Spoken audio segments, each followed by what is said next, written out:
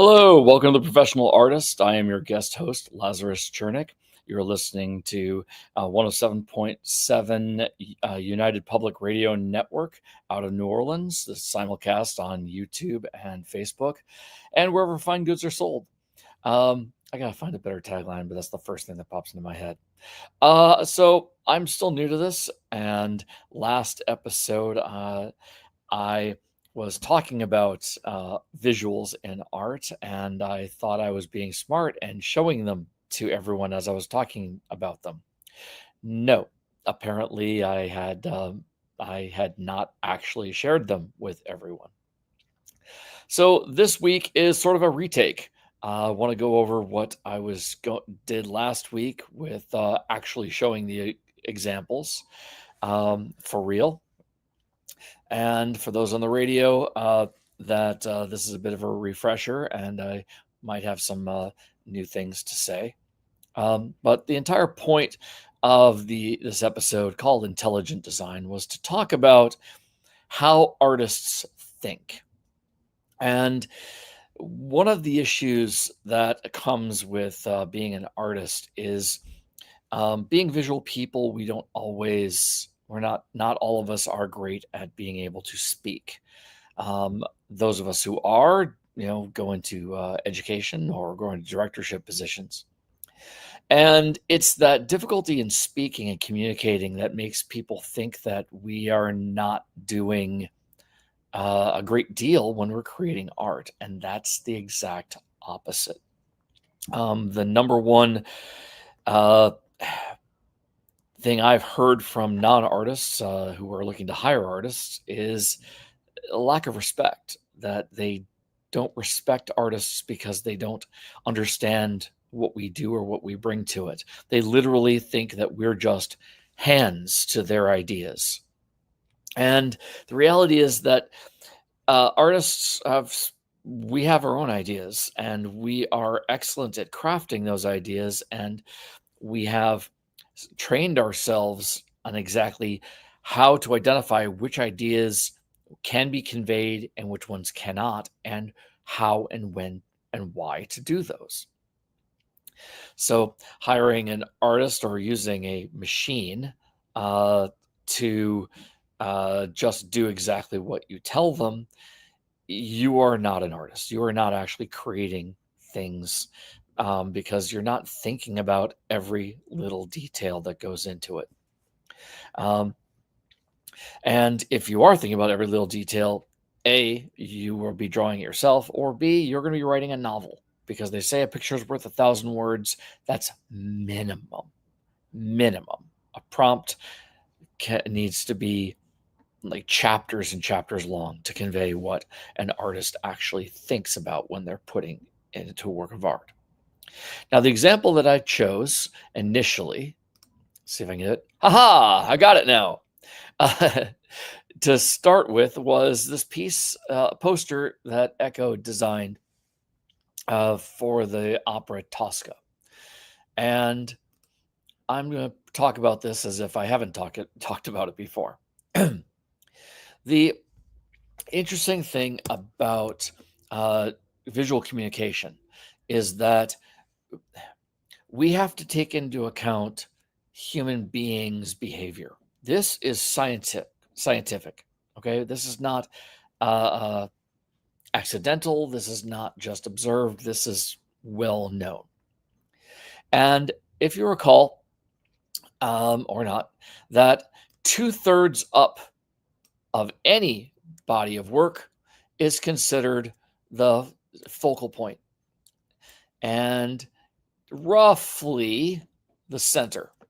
And I say roughly the center because the reality is the reason why it's 2/3 up on any piece is because human beings are used to looking at someone in the eyes. We look at the eyes of a human being first, and those eyes are 2/3 up in generally a human's face. Not a human skull, a human's face. There's a difference. So we naturally treat every object that we look at just by default as a human face, and we look for the eyes. That means that this place dead center, 2/3 up, is the very first place that we look at on any object. That means this is the single point of focus that an artist must work with. This doesn't mean that we have to put the most important feature here. We can. We just need to be able to know that's where the human looks and then use this place to direct people to see other things. Now, another feature of human behavior is that we like triangles. We like to look at three objects that are relatable.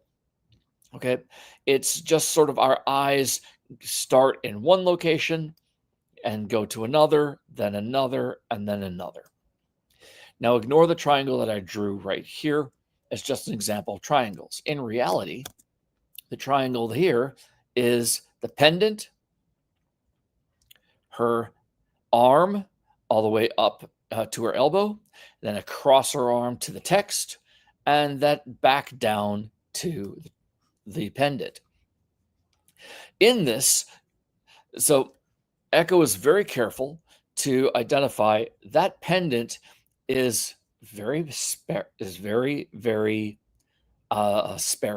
It's not gaudy. It's not overwhelming because it would take up too much information. Okay. It's a single pendant in the shape of a teardrop, but it's ruby like red blood. That gives a very simple hint of drama. Then, as you go up from that to the upper right, you pass by this woman's face that is absolutely anguished. She's not looking at you. She's not confronting you. She's not asking for your help. She is absolutely distraught, and she has her arm raised, and she's burying her head inside of her arm in a very dramatic pose. Then, across her face, above her face and across it, is this hand with these fingers pointing towards the dates of the opera. This is the most important sales point about the opera. Now, and from here, naturally, we still see the pendant, and we would naturally drift back down to look at the pendant. So this triangle goes pendant, face, across to the dates. Pendant, face, across the dates. In this alone, we see all the drama and anguish of this woman and the dates. So we think drama and performance.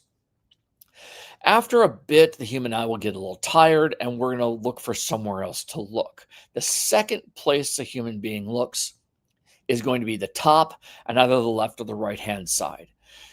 In cultures, primarily Western cultures, that read from left to right, we have trained ourselves through literacy to look to the upper left-hand corner. And you'll notice that left-hand corner is where the title Tosca begins. You read Tosca all the way across. There's some other text there. By Giacomo Puccini, Love Changes a Diva into an Assassin, Connecticut Opera 2007-2008 season. This information is all there to be grokked, but Tosca is the single most important part of all of it. The rest is secondary. And from here, it forms another triangle. We go from the T from Tosca to the A, and then we go across to read everything and back to Tosca. After we've gathered this information, we're looking for something else. And just because it's on top, we're going to move down, and we're back at the center triangle again. From here, we're looking for something else. We've grokked these two pieces of information about this poster. But now, where do we go? Again, we're drawn to the left, where there's this hand, this arm pointing straight down with a dagger pointing down towards a rose. The dagger is bloody, and the rose is red, and the blood is dripping onto the rose. There is also this beautiful white feature of her dress that is also accentuating the verticality of that left-hand corner, bringing us to a new triangle. We see the dagger, the rose, and we see at the left-hand side a spire. Now, this is a Italian Renaissance dome, so it looks a little. We're not used to domes in this country, except when they're dealing with capitals. But in Italy, they're quite common.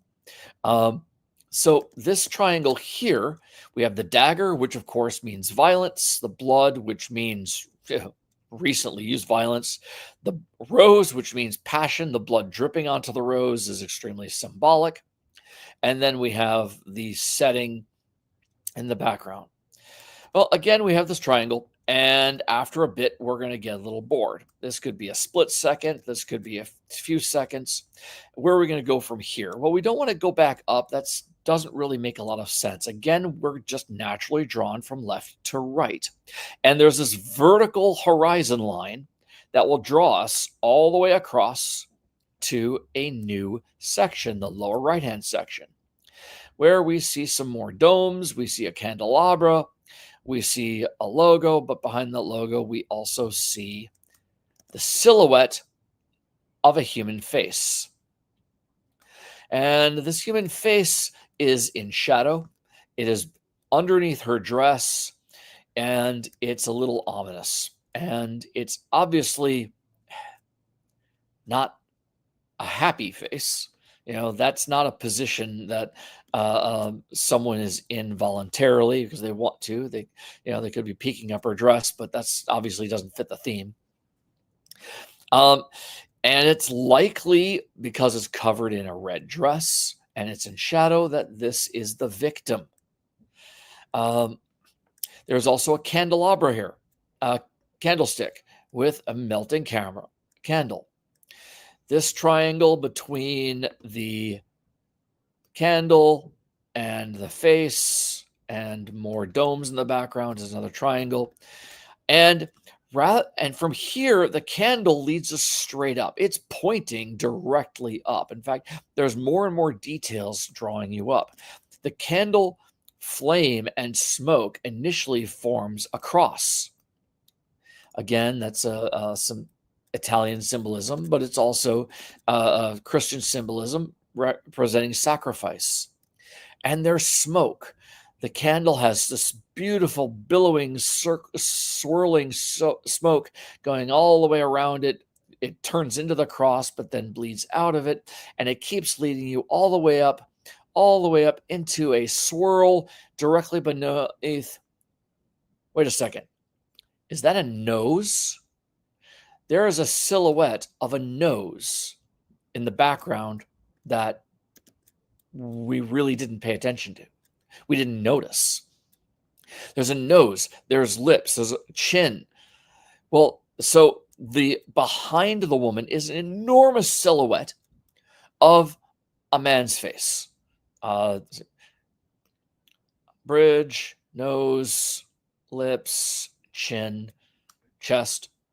And it goes all the way around her. In fact, the entire silhouette is essentially an archway that sees the city behind it, that forms the entire background. This is a very ominous character, very ominous position for someone. And it screams villain. And that's who it is. The story of Tosca, just by reading this, is a woman holding a blade has killed someone she regrets dramatically. There is passion involved, there is a victim, and there is sacrifice, and there is a massive villain over it. Who did she murder? Did she murder her lover? Did she murder someone else? Was she forced to? Those are not completely answered, but we get the gist of what this story is about. So these are all details that Echo thought about in deliberately infused into this work of art. So but the instructions that came from the client were, here's Tosca, watch it. We need a poster that sells it.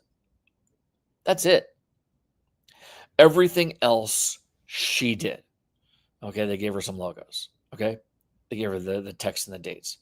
But this is all incredible thinking. This is the intelligence behind design, which is why it's so insulting for them to talk about artificial intelligence generated images when there's no intelligence behind it at all. It's literally just copying and pasting what other people have done without understanding why any of it was done. If someone were to if AI were to copy this image and apply it to a movie poster for Legally Blonde, just change the color hair, like that wouldn't make any sense. But it could still do it, or The Matrix.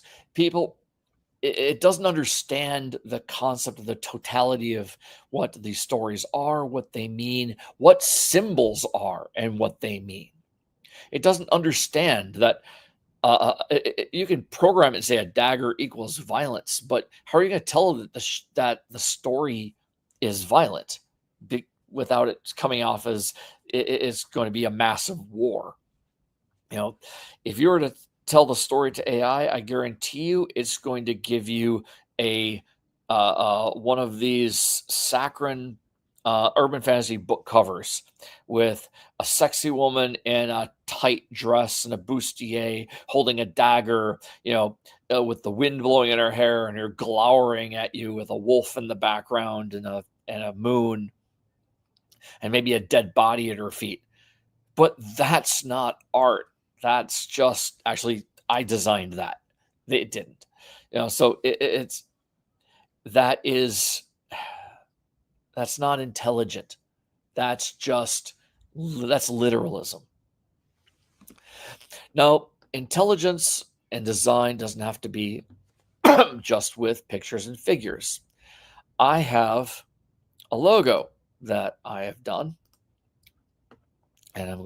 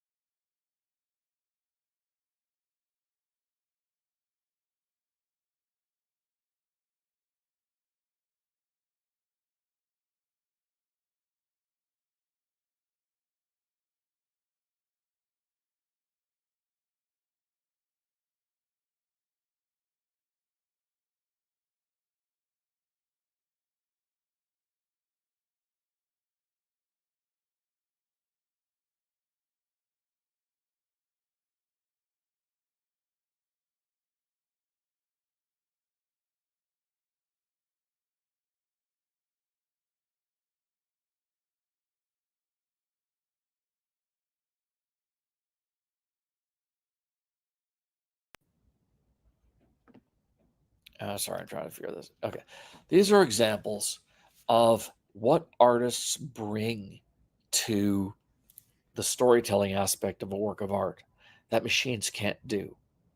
And the reason machines can't do it is, one, the programmers don't know how to do it. And the programmers don't know how to do it. They can't teach the machines to. They're saying machine learning. Machines, like, nobody learns in a vacuum. They learn when they're told something is right, they can keep going. But if the machines don't know what's right, then they're not going to learn. What are they doing to learn? They're plugging in a machine and say, hey, if it looks like this famous work of art, then it's good. But they're just treating that work of art in a vacuum. Why was that work of art good? Why was that piece by Howard Pyle with the wild space during the bottom half? Why was that a beautiful, perfect work of art versus a different one where that could also be a beautiful work of art where it's a different composition? There are reasons for things. And if you don't know those reasons, you can't judge one versus the other.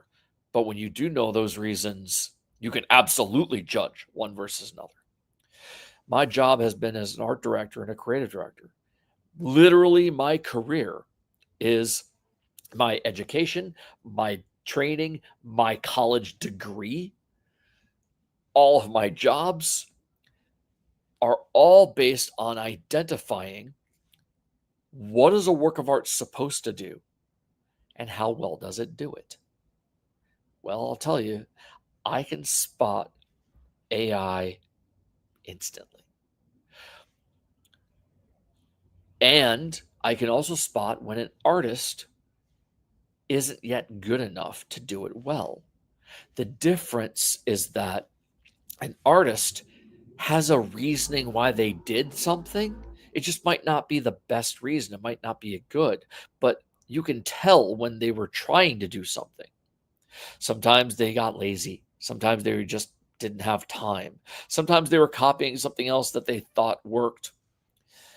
But I can see their thought process because, as I pointed out, I literally can follow what they've drawn when they drew it. And if and AI follows the exact same pattern every single time. If you notice the works of art that I showed, they don't. It uses the concept of how people look at things, but manipulates them to tell their stories in very particular ways for a purpose. And when I follow a human's work of art, I can say, oh, the artist thought this was more important than this, that was more important than this, that was more important than this. And that doesn't tell the story that they really wanted to. And I can help and I can improve that. My job as a director is just to help them make the best art that they are capable of, to point out when they zigged when they should have zagged, to help them adjust things the way they would do it if they knew better. I'm not trying to change what they do. I'm trying to help them improve what they do the way they do it. And computers can't learn this because they can't understand the end product.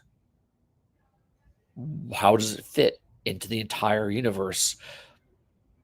How does it fit into public's awareness? How does it fit into an individual's consciousness? And they can't do it because the programmers can't do it. And that's the biggest crime.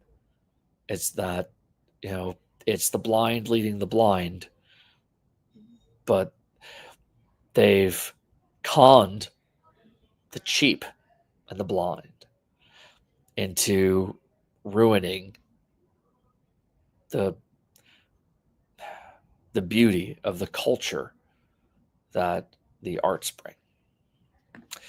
And thank you. I will not talk about this particular topic again. I've had like 3 or 4 videos on it.